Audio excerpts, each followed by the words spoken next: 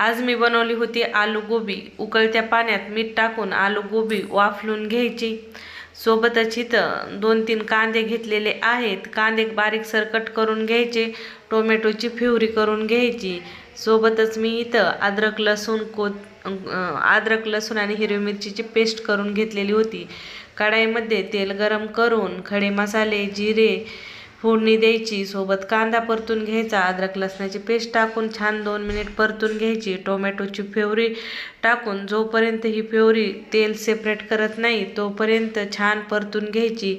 धना जिरा पावडर, गरम मसाला, लाल मिरची पावडर, हळद पावडर, चवीनुसार मीठ टाकून मसाले मिक्स करून